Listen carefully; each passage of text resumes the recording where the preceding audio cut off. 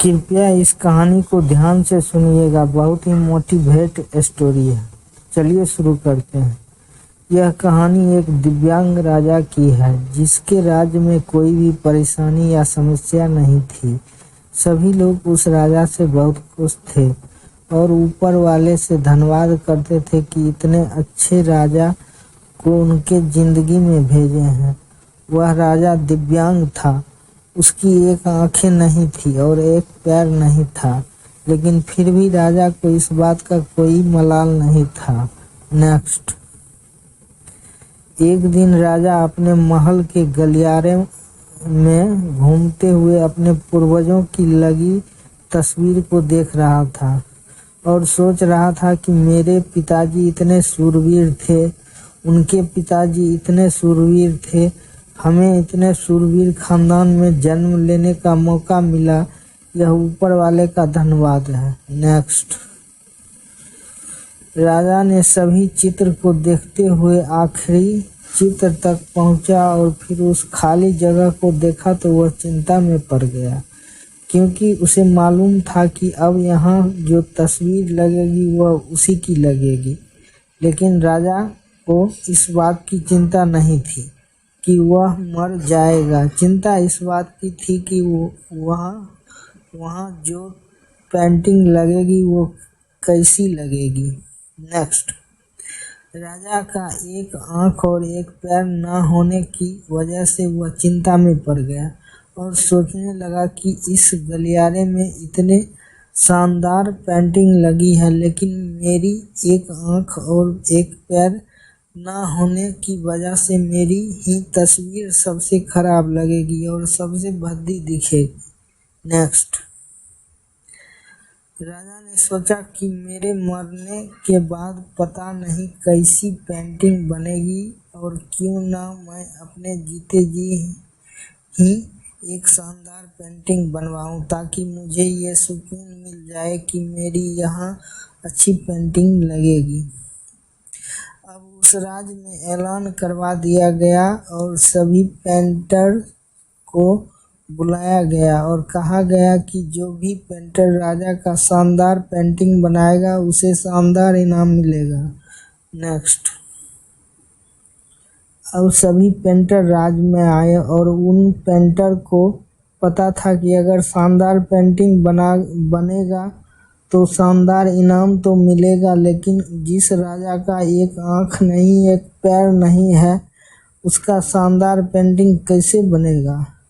Painter सोच रहे थे कि इनाम का तो पता नहीं, लेकिन अगर शानदार नहीं बनी और राजा गुस्सा हो गया तो सजा मिलेगी, इसलिए बड़े बड़े चित्रकार भी आगे नहीं आए। नेक्स्ट।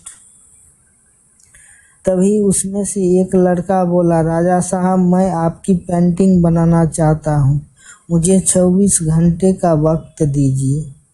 अब सभी बड़े बड़े पेंटर हैरान हो गए कि ये लड़का क्या पेंटिंग बनाएगा और अगर राजा को पेंटिंग पसंद नहीं आई तो इससे सज़ा ज़रूर मिलेगी। राजा बोला, ठीक है, आप बना करके आइए। नेक्स्ट। अगले दिन वह लड़का तस्वीर बनाकर लाने वाला था और दरबार पूरी तरह से भर चुका था। लोग दूर से ये देखने के लिए आए थे कि वह लड़का कैसा पेंटिंग बनाकर लाएगा। अब लड़का जब उस राजा की पेंटिंग बनाकर लाया तो लोग आश्चर्यचकित रह गए। सब लोग जोर जोर से तालियां बजाने लगे, सीटी बजाने लगे। नेक्स्ट।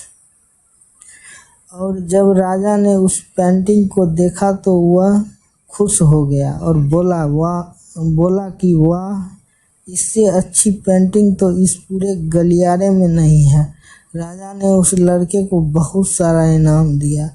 अब आप सोच रहे होंगे कि उस राजा की क्या पेंटिंग बनी होगी जिसकी एक आंख नहीं है और एक पैर नहीं है। कैसा पेंटिंग बना होगा।